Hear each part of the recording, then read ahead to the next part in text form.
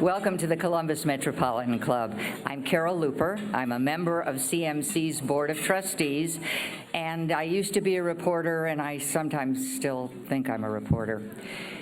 Good to see you all today. Today's forum, John Dean, The Legacy of Watergate, is a Chief Justice Thomas J. Moyer Legacy Forum with additional support from Event Marketing Strategies. Please help me thank them.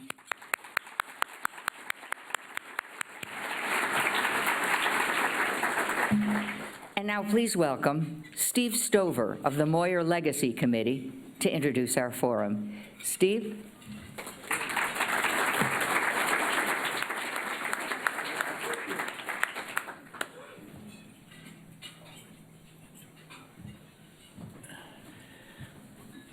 Thank you, Carol, and thanks to the Columbus Metropolitan Club for inviting the Chief Justice Thomas J. Moyer Legacy Committee of the Ohio State Bar Association to sponsor this event. As a member of the Metropolitan Club and as the chair of the Chief Justice Moyer Legacy Committee, I'm honored that this is the site of the first and third Chief Justice Moyer Lecture Series events. And here we are within view of the building that bears his name. You can see out the back, actually, it's a white building in the back. The Moyer Committee was, we're delighted, before I say that, we're delighted to have 8 members of the Chief Justice Moyer Legacy Committee here today at the front table, along with our very special guest, Mary Moyer.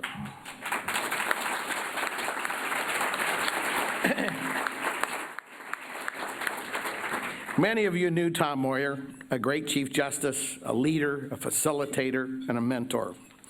The Chief Justice Moyer Legacy Committee was formed in 2010 to provide a lasting memorial to Chief Justice Moyer's dedication to the administration of justice and the public understanding of the law, including legal and civic education, dispute resolution, ethics, civility, judicial independence, and the rule of law, which are more important today than ever.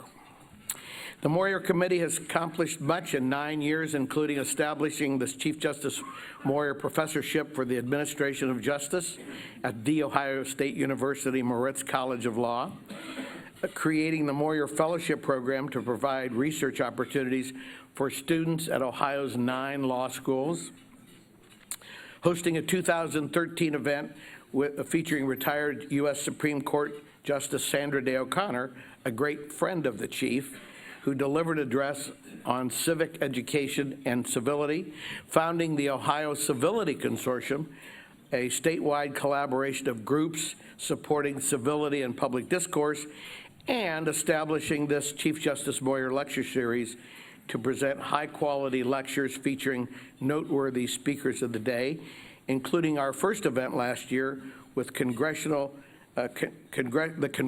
Civility Caucus, founded by Columbus members of Congress Steve Stivers and Joyce Beatty, with whom we are collaborating for more programs across the state now. John Dean, an Ohio native, became a household name in the 1970s as the White House Counsel for President Nixon during the Watergate era. John has been in the news a lot this year as a commentator on CNN, apparently sometimes with John Kasich, and a witness before the U.S. House Judiciary Committee on the implications of the Mueller Report, which we might hear about today. Jim Robenalt is a noted historian in his own right, with 3 books to his credit, and is a partner at the Thompson Hine law firm in Cleveland. He collaborates with John Dean to present educational programs across the country. Today's program will combine living history and an important perspective on current events. Please welcome John Dean and Jim Robenalt.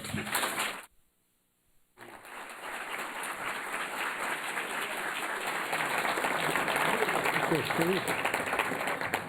Thanks, Steve. Well, it's very nice to be here. I'm Jim Robenalt. I grew up in Lima, Ohio, so not all that far from Columbus, and I went to the Ohio State University College of Law and graduated in 1981. So I get to moderate this with John, and my first question to you is, what's it like to be John Dean? I think the most fundamental answer is I get to be married to Maureen Dean There you go. for 50 years. You know, it's been great. It's been interesting. It's sometimes surprising. I get recognized, particularly now that I'm back on CNN. I have a high profile again, and people come up and they say interesting things. Maybe the most interesting of late is a guy was sizing me up at LAX and finally got the courage to come up and speak. And what he said and the way he said it is very memorable to me. He said, "Didn't you used to be Dick Cheney?"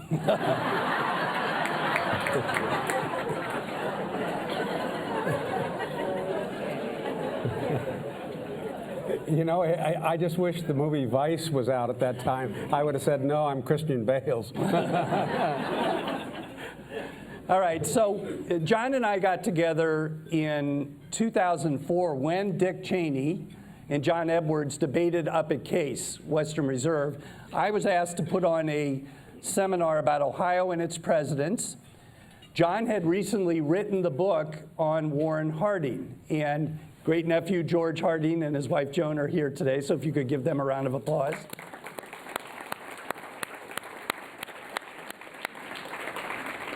So I asked John to come. As I say, he had written this book for Arthur Schlesinger, another Buckeye, about Warren Harding. And it has a new look at Warren Harding, and it's a revision of the history. It's actually the actual story. It's the actual story. And so I asked John to come up, and he came up to Cleveland, and we met. And I said to him, I said, "John, you're not going to believe this, but the Western Reserve Historical Society has the love letters that President Harding wrote to a mistress named Carrie Phillips during the rise of Harding to senator and then to the presidency. And you got to come and take a look at these." And so we scrolled through them, 900 pages of letters. Turns out, I did an investigation. She was being followed as a potential German spy during the First World War. So the story ends up being a broad story, but like John, I came to the conclusion that Warren Harding was a very good president and did great things for this country.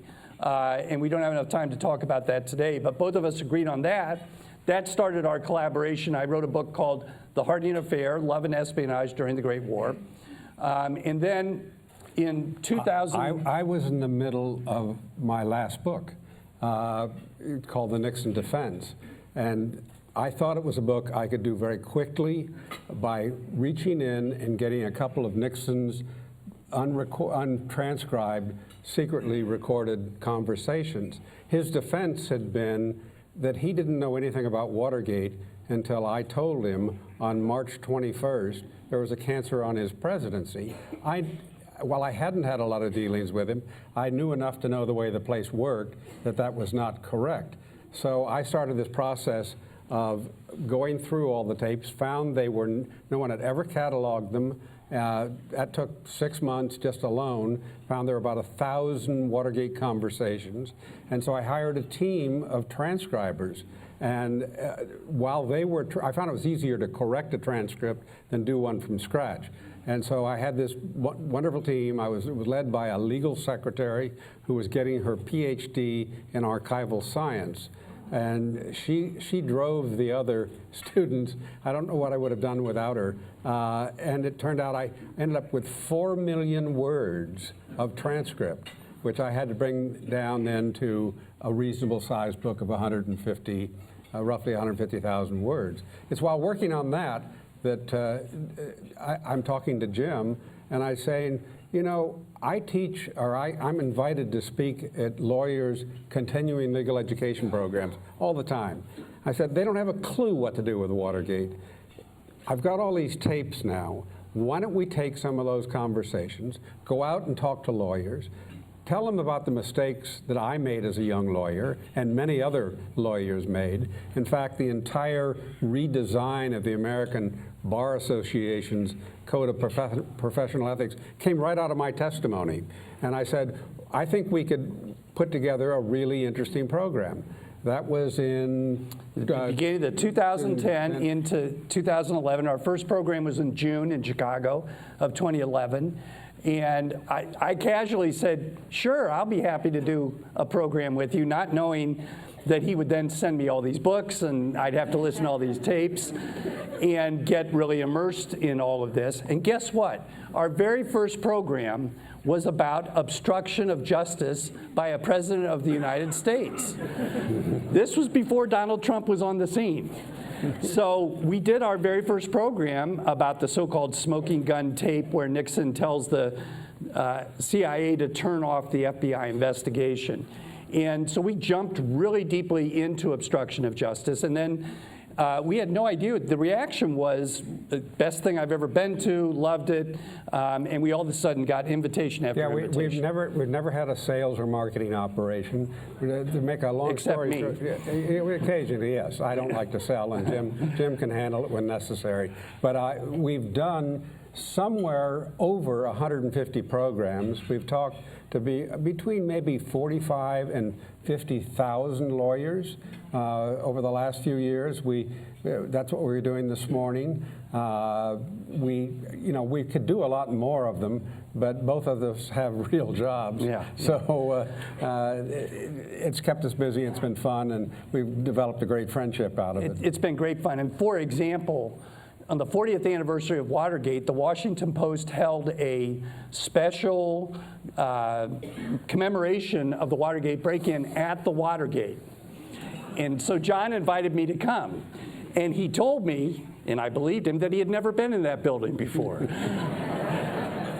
But in any event, we went, and there was Ben Bradley, Woodward, Bernstein, I see some young faces who have no clue who Ben Bradley was. He was the editor of the Washington Post during Watergate. Right. Woodward and Bernstein were the cub reporters who ran with the story when nobody else in the country was. And that night, we went to a very special private dinner at Ben Bradley's house in Georgetown. And if you know his story, he lived there for a long time and was good friends with John Kennedy and their Georgetown friends and so forth. So we were in that wonderful home, and the last thing that I witnessed was... He also noticed your wife. Yeah, he noticed my wife. Who happens to be, was for years a journalist at the Cleveland Plain Dealer, just recently retired. Yep, she's a great writer.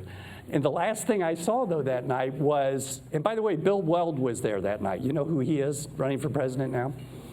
He's somehow married into that family. I forget what it was. Yeah. But so he's there. Last thing I see is Woodward and Bernstein going over and kissing Bradley on the head as they left. I mean, it was really touching. I mean, it was really quite a moment. You just think, wow, all this history in this little thing. So one of the things we do, can you play this? This is what we do for our audiences. Play this little segment of tape so you can hear. And I want to say this to the television audience. I made my mistakes, but in all of my years of public life, I have never profited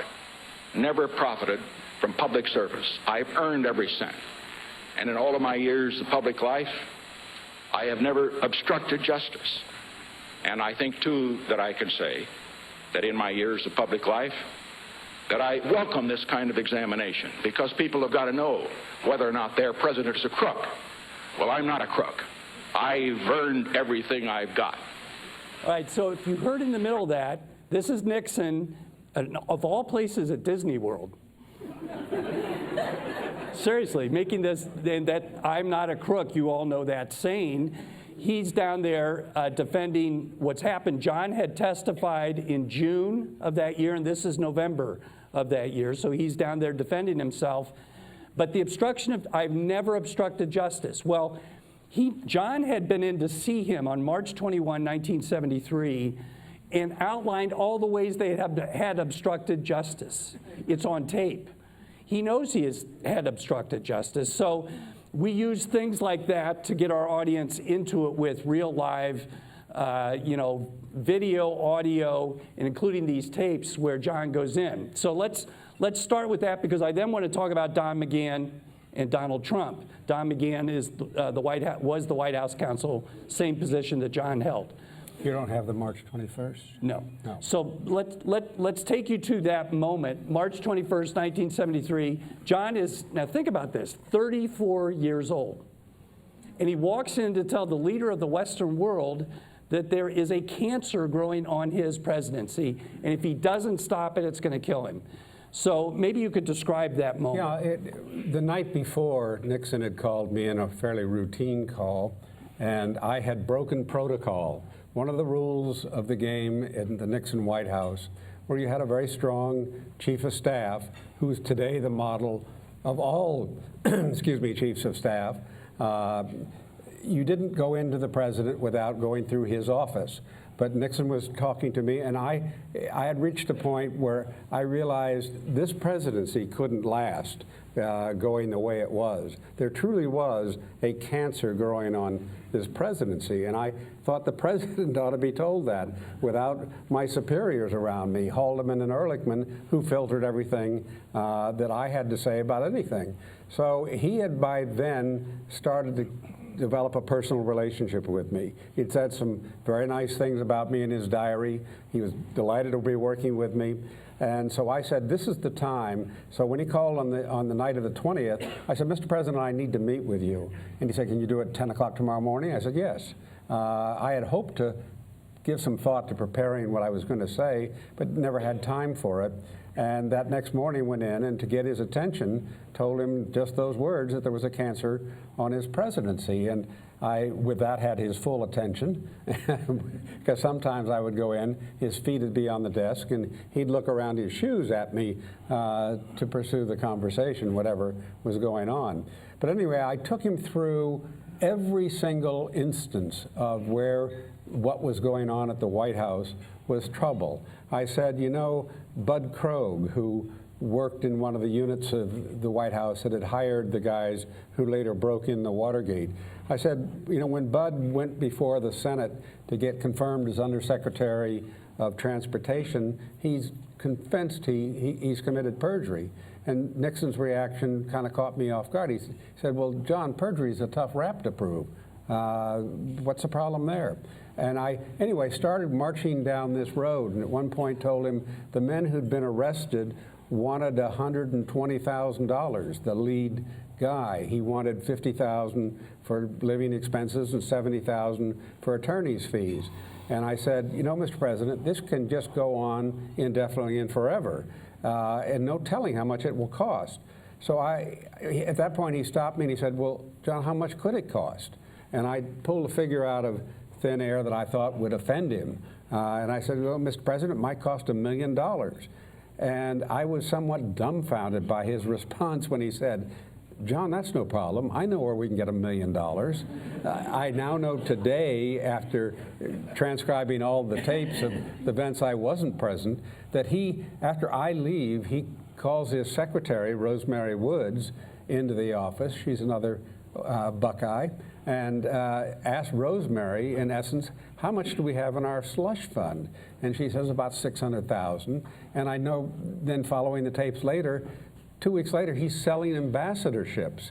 So this is the morning I went in to try to convince the president to end the cover-up. It's an hour and 50-minute meeting. And I realized by the end of the conversation that I have not carried the day. I have not persuaded him that there's any real serious problem, that he wants to carry on pretty much as we were.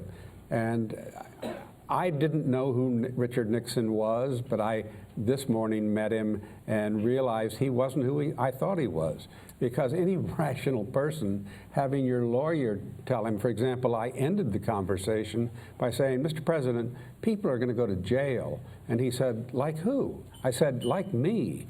And he said, his answer was, oh no, John, the lawyers never go to jail. I said, well, Mr. President, he said, on what? I said, well, it's the obstruction of justice. We are all involved in that. And he really didn't want to hear too much more detail because I'd put him in an impossible situation. When the White House Counsel tells you he's concerned he's going to jail, the president really has a problem. By the way, he doesn't know he's being taped. And this whole conversation is taped, and it becomes a centerpiece for all of this. But after that meeting, John decides eventually he can't write the report that Nixon's asking him to write, which would be a bogus report. He gets his own lawyer, he breaks with the White House, and then you see him testify in June of that year before the Senate committee. And you could not help but see him testify because he was on every network. Every channel that you turn to, the beginning of PBS, McNeil-Lehrer, all of that comes out of John's testimony. John Lennon and Yoko Ono came to Washington to sit and watch him testify. There are pictures of them. Jim always mentions that because when he found the picture of them, he said, John, your testimony really was important, wasn't it? That's true. That's true. So we then, in June of this year, Chairman Nadler of the House Judiciary Committee invited John to come. John was not volunteering for this. They really wanted him to come and talk about the parallels between what was found in the Mueller report, part 2, the obstruction, not the conspiracy, the Russian conspiracy, but the obstruction acts. And could you come and talk to us about that and the parallels with Watergate? So John went to Washington. I went and sat behind him as he gave his statement. You can go look at it online. You can look at the pieces of it. But what we ended up finding as we were really digging into Mueller is there are remarkable parallels between what happened in Watergate and what the Mueller report says. So, for example, dangling pardons to keep people from fully cooperating. That happened in Watergate, and Mueller reports that he believes that happened with Manafort in his report and others, Flynn and potentially Roger Stone. Things like telling the White House Counsel to make a bogus report. Don McGahn was told to fire Mueller, and then a few months later, when that became news, Trump asked him to make up a false report that he never did that, and McGahn refused to do that. So very similar to John being asked by Nixon to make up a bogus Dean report. And then trying to control federal investigations, let Flynn go. The so-called smoking gun tape in Watergate is Nixon trying to get the CIA to let this all go and to control that investigation. The bottom line being, we don't learn from history, we just repeat it with a little different twist. Yeah. So we're beginning now to talk to lawyers about those parallels so that they can know about it and understand it. How many people have read the Mueller report? A number. If you notice, and those of you who do read it, it's really, the second part, obstruction, is a legal brief. It's hard to understand, even for lawyers who are very versed in obstruction of justice, ultimately about, he's describing the conduct, but does it really fall under all of these, definitions of what is obstruction of justice? But we also take it a step further, because Nadler is now not looking just at was there a crime, but are there impeachable offenses? And so we take that a little bit further and look back and say, well, there's only one precedent to look at, it's Watergate. And what did Congress back then think was an impeachable offense? And so we teach that, and we, tell our audience to draw their own conclusions. And that's pretty clear from history. Jerry Ford was the one who really said it, and that was actually before Watergate and the Democrats were addressing the question. It's ironic that Hillary Clinton was on the staff of the committee to determine what was an impeachable offense, along with William Weld, who's now running, the only person right now running against Trump. But anyway, Ford said at the time that he was interested in impeaching William O. Douglas. And he went to the floor of the House, and he'd really gone through a lot of digging and had his staff do it. And he said that impeachment is whatever the House of Representatives says it is. And that's pretty much what it's always been. If a majority of the House says something's impeachable, it's impeachable. The Senate may or may not agree. It takes 2/3 of the Senate to convict and remove. So they have their own judgment on whether that's true or not. So another thing that we look at, and include in our materials, you can go online and find this. There's a website called Mary Farrell, where you can go get the House report that was done on Watergate, and you'll see what the majority said was an impeachable offense and what the minority said was an impeachable offense. But if you go back and look at the underpinnings of all of it, when the impeachment clause was put into the Constitution, what had happened is, as you all know from your history class, we had the Articles of Confederation that was very weak, just Congress. We really didn't have an executive. You had a president of the United States of the Congress, but not a separate executive. So that was a problem. The government was way too weak, and they get together in Philadelphia and they create the Constitution. And the great debate about the executive and what Article 2 will mean, one of them is, do we include an impeachment clause or not? Because they already know they're going to limit the president to 4-year terms. So they figure that's the way we can cure presidential problems, is that 4-year term. And they all argued further and said, no, we really need an impeachment outlet. But it's got to be carefully defined and limited so that we're not impeaching people for purely political crimes, but really other types of crimes. So they said, what kind of crimes? Well, take a look at it. It starts off as treason and bribery. What were they worried about? They were worried about a chief executive who is under the undue influence of a foreign power. That was their concern back at the time. And so that's why it says treason, bribery, and then they add high crimes and misdemeanors, but they say, or other high crimes and misdemeanors, means within that same grouping of types of crimes, that is, you know, treachery against the state, undermining the state, obstructing justice, doing things like that. These are the things that the founders put in to the impeachment clause when they put it in. So we teach all that, and we let everybody decide what they're going to do. We give them Bill Barr's opinion, and I think the last thing we ought to talk about is just your views on Attorney General Barr and his view of the presidency and what he's expressed. I love giving talks with you because I don't have to say much. I can just listen. He's just a smart aleck. And that's the way it goes in our CLEs too. We know each other too well. Right. Too many years. Anyway, what the Barr memo, which was written in June of 2018, and really was an application for a job as Attorney General. People who have any interest in current history ought to dig that document out. It's a little turgid, but to just even scan it. This man was looking for the job of Attorney General. He brings with him a lot of preconceived notions about what that job means and what the presidency, how it should operate. He is a full-throated enthusiast of something called the unitary executive theory. How many here have seen the movie Vice on television? You remember that they actually blocked the words out because Dick Cheney is a fan of the unitary executive theory, and as was Scalia, as was Antonin Scalia. And in Vice, I noticed they had David Addington was a character on it, who is one of these legal scholars who's steeped in this theory. And it is the imperial presidency on steroids and stilts. Let me just give you a couple quick examples. A part of the executive branch is made up of bodies that the Congress, not quite sure what to do, has put in the executive branch, like the Securities and Exchange Commission or the FCC to regulate communications. And they're considered executive agencies. The president's about only conspicuous power is the ability to appoint the heads on these. Under the unitary executive theory, these are part and parcel of the executive branch. The president can reach in and tell the SEC what to do or not to do, FCC what to do or not to do, and absolutely redefine how our government works. Bill Barr is of this school. He, for example, thinks that a president can't be charged with a crime unless he's specifically mentioned in the statute.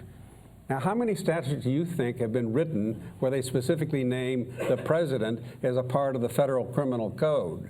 How about 0? So in other words, the president can't be charged with crimes.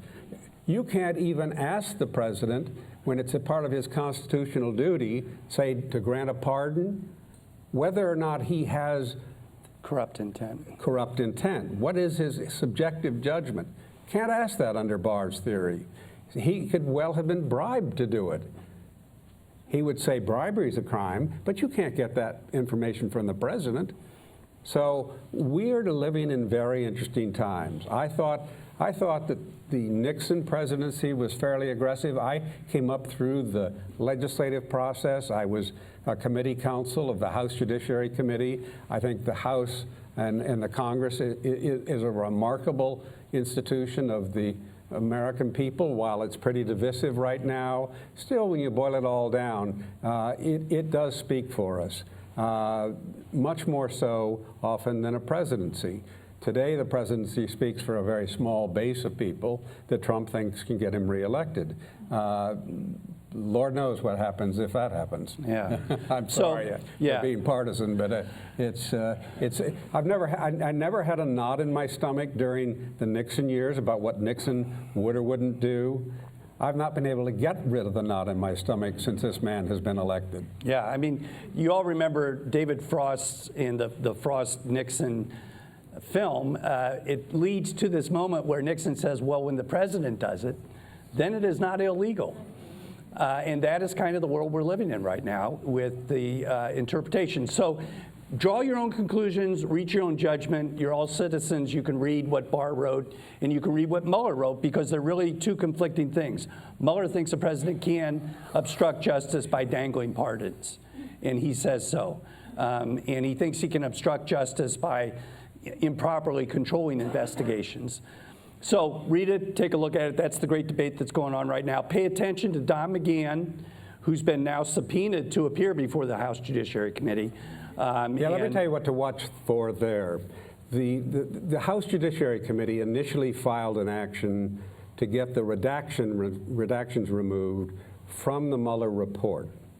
There's only one judge who can remove those redactions, and that's the chief judge of the Federal District Court of the District of Columbia. She happens to be an Obama appointment, Judge Howell. Earl Howell. And she had earlier, and within, I'd say, the last year, removed the seal. No, she'd removed the restrictions on releasing the so-called roadmap to the. You want to finish? Jesus, he's finishing my words. My wife doesn't even do that. Yeah. Anyway, she had removed the restrictions on the release of the roadmap that was used during Watergate, where the special prosecutors sent the House Judiciary Committee all their findings in front of the grand jury that were key and possibly impeachable offenses. Well, the same judge now is looking at the redactions, and she is the only person that can do that because the chief judge has jurisdiction over the grand jury. Now, what the House has done is they have recently filed a related action, and that is the Don McGahn subpoena. Very interesting. Normally when you file an action in federal district court, it goes through a process. It can end up with any of the judges on that court. But they, by going first with the redactions, now have a related case. And this judge is a realist. She's not a partisan. But unlike some judges who are partisans, that's not going to happen here. We'll get a fair ruling on both redactions and on whether McGahn is going to testify. It is inconceivable to me that the judge will not enforce the subpoena against McGahn.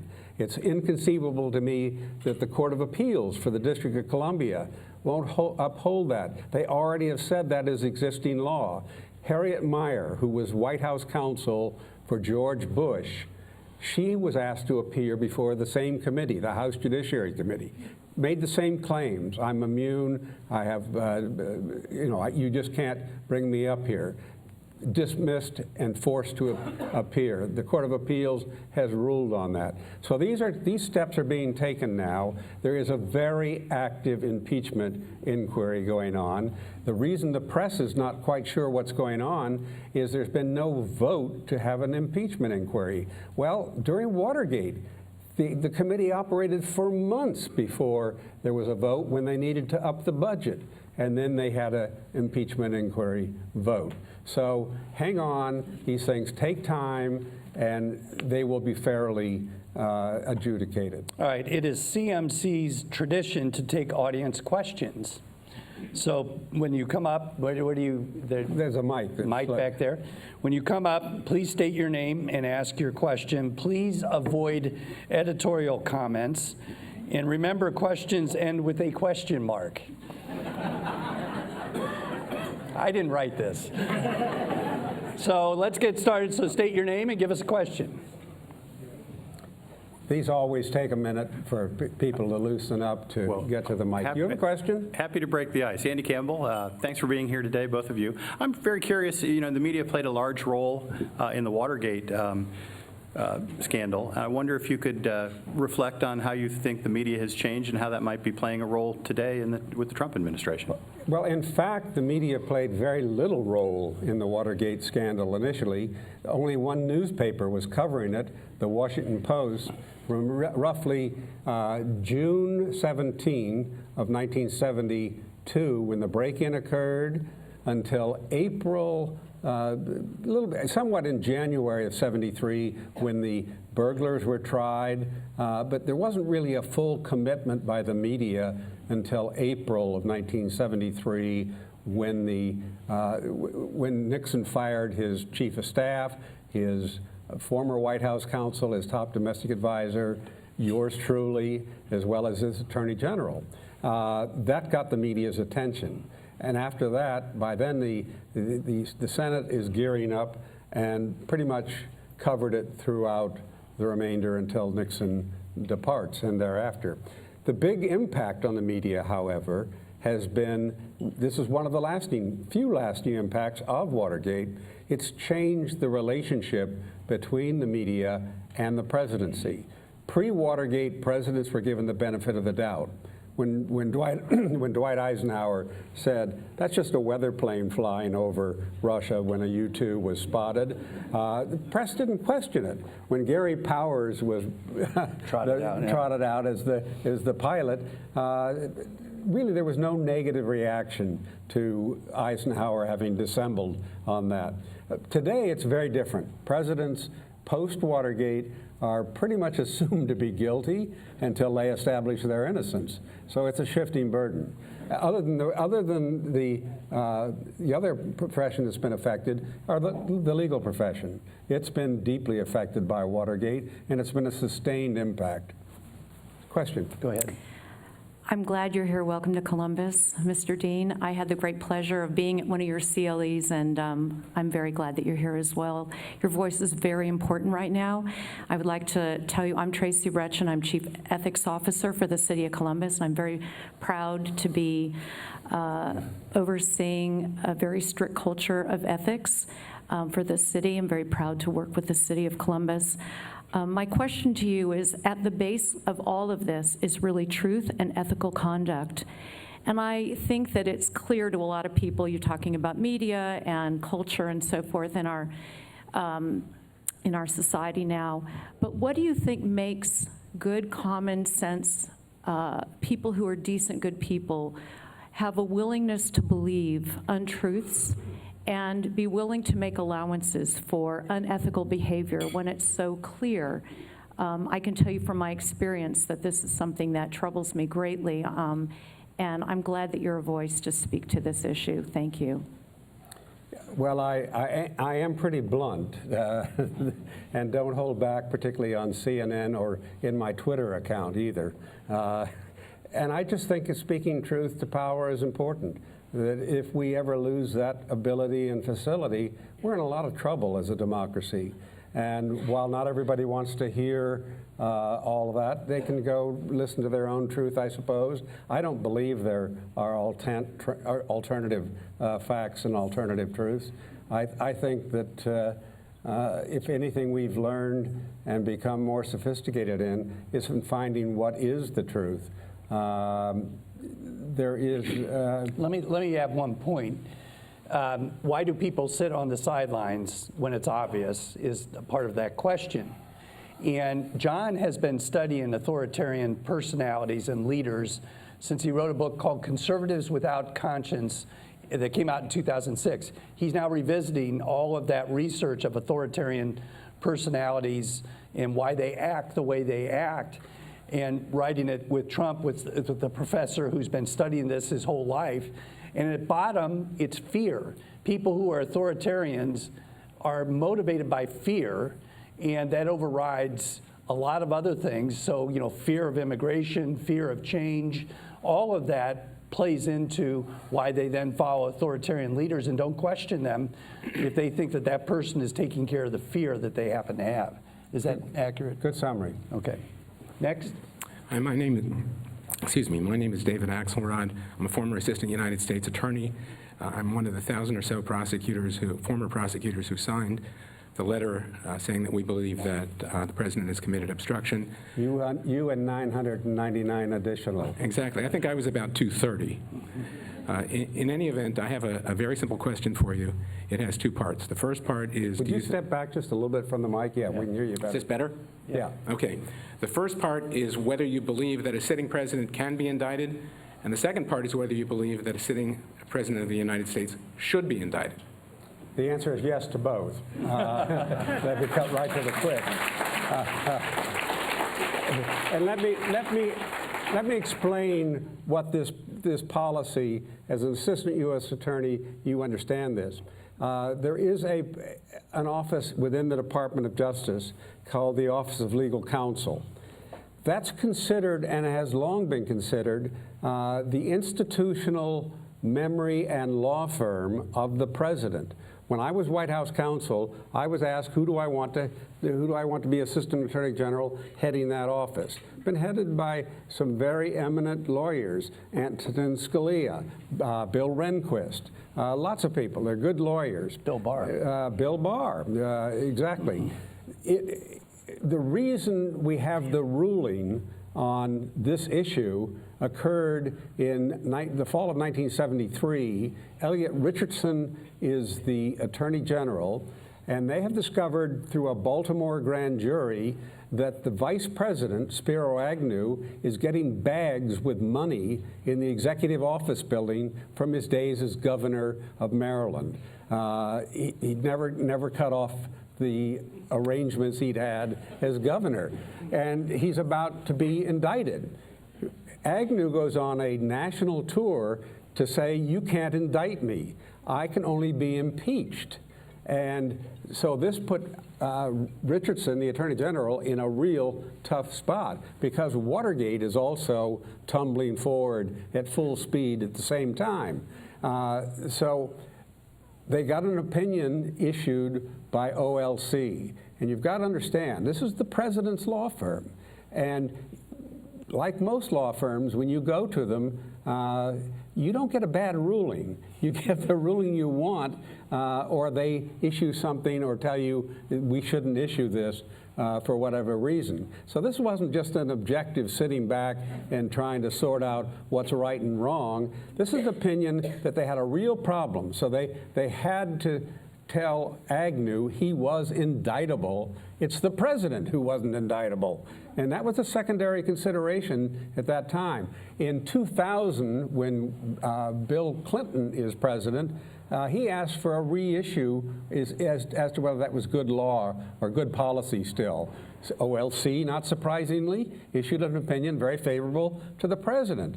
Now, there are plenty of opinions out and available. Ron Rotunda, a very able conservative Republican lawyer, actually very helpful to us when we launched our CLEs. Ron, working for Ken Starr, issued an opinion, lengthy opinion, as to why the OLC opinion was wrong. Bottom line, no man is above the law, is where he came out. There are other good opinions. Archibald Cox's counsel was asked that question very early and determined president can be indicted. So there is no case holding on this. It is purely the policy of the Department of Justice right now. And by the way, that's why Mueller followed it, because he was within the Department of Justice, and he writes about how he felt he couldn't do anything but follow that policy. It's for others to make that decision. Whether that was right or not, that's the reason. Yeah, the Southern District of New York, for example, might have come down differently on that, but it's been known as the Sovereign District of New York rather than the Southern District. Out. Okay, next. My name's Eric Brown, and I very much appreciate your being here and appreciate that for the last 45 years or so, you've been out talking about these important issues and educating the public so that we can be better prepared for what we're seeing today. Hold on, just before you can answer, you can ask any question you want after that introduction, but you know, I hadn't planned it this way, and what I am actually working on a memoir that I just call it Watergate at 50, because we're, believe it or not, coming up on the 50th anniversary of Watergate. It's a rolling anniversary, but on June 17th, 2022 is 50 years from the break-in, and it's a rolling anniversary. It will go until August 9 of 2024. So I decided I would write a book that deals with a memoir of a scandal. And why in the hell would somebody stay talking about this thing as long as I have? I've had no choice. I've had no choice because what really forced me out was a group of revisionists concocted a whole new story of Watergate. Took 9 years of litigation because a major publisher got behind it. We prevailed in the long run, and I used the lawsuit to surface documents and material that otherwise never would have been made public. But when they accused my wife of being part of Watergate, they'd crossed the line. And that's when I said, they're not going to get away with this, not as long as I'm an able-bodied person. So that's why I have continued. Otherwise, I probably would have just remained silent. But then I have a real thing about people distorting history. So it's something I have no tolerance for. Well, thank you, and appreciate your continuing on this effort. I'm a retired judge, former Chief Justice here, as well as now serving on the Columbus School Board. I've also, my wife and I, were neighbors and friends with Jeb Stuart Magruder. And he shared lots of stories from those days with us, along with some political advice. But what really struck me during some of those talks was how young he was at the time, even younger than you were by about three. No, he was about 3-4 years older. 3-4 years older. Yeah. Well, in talking with him, it was his relative youth in those days that we spoke about that made him very unsure about what to do. And I would like your perspective on the same thing. You were fairly young in those days. Well, about 3 years younger than he was. Okay, yes. And didn't have a lot of experience to be involved with some of the things you were involved with at that level. How did that impact your decision making, and what does that tell us for the future? We've got 1 minute left when we got to stop, so you got to have a brief answer. I will have a brief answer. You can bring the hook out if I'm over. I never was able to get out of my mind when I saw certain things going on at the White House was maybe I was just too young and too green to understand how it's played in the big leagues. And I constantly asked myself that question. There was really nobody I could turn to ask. So I had to figure it out myself. Historically, I've gone back to look and see if indeed that Nixon was an exception to the rule and not the rule. Nixon, who relied on prior presidents, was always relying on their exceptions. From Lincoln through FDR, he had in his mind, he was a good historian, what presidents could get away with, and he was pushing the limits. I never had anything that came across my desk that I didn't think I could handle in the area of the law. And I was backed up, as I say, by Office of Legal Counsel. But some of the politics I didn't like, wasn't comfortable with, and just went with my own instinct. And when I realized I was on the wrong side of the law, didn't understand it initially, but didn't spend much time there before I decided to convince my colleagues that we were in trouble and we had to reverse course. It wasn't something that sold easily and didn't sell at all in some instances. Andy Campbell says we can have one more question and a brief Thank answer. you. My name's Jeff Milgram with Event Marketing Strategies, and I'm not an attorney, so I'll be quick. You're not handicapped. Andy told me to say that, but no, I just want to know, Mr. Dean, your personal opinion. You guys have both mentioned Don McGahn a number of times. What do you think about the fact that as White House Counsel, your old job, he has refused to testify, at least till now, voluntarily in front of the House committees where obviously you did. So I just want your personal opinion about his refusal to testify when they've asked him to do so. Okay, Thank we're you. on CNN. You got 30 seconds. I think eventually he will testify. I think he wants it in a circumstance where he has been forced to come forward. He's under a court order to honor the subpoena. I think he'll be an honest witness. I don't think he will volunteer a lot, but I'm not sure. I don't know how much more he knows. He's well corroborated because he had a chief of staff who either was with him or shortly after kept notes of his activity, Andy Donaldson. So I think he's a very reliable witness in that regard. When I testified in front of the House Judiciary Committee at their kickoff of their hearings on this, I sort of sent a message to McCann. I said, listen, come forward, you have an obligation. Your client is not Donald Trump, it's the office of the president. And in that role, you need to come forward and testify. I said, you won't make new friends. I said you will make enemies, but your new friends will be good friends. All right, so point of privilege for me, we're very happy to have been here. I knew Tom Moyer, and I told Mary that he is one of the most revered figures in the state of Ohio in law of all time. So we are really happy to have been here.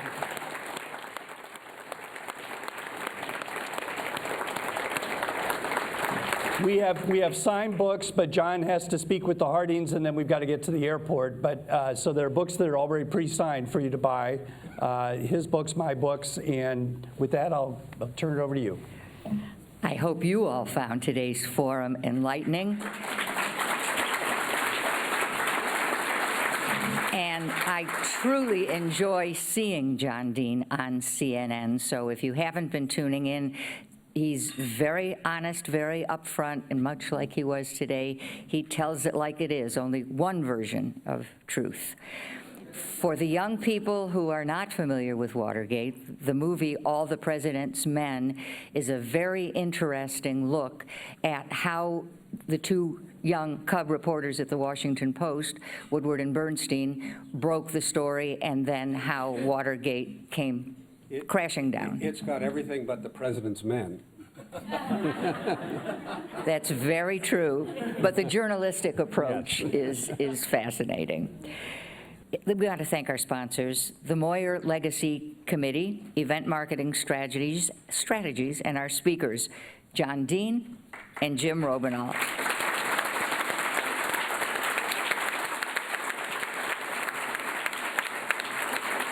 And our special thanks to all of you for coming. Hope to see you here next week.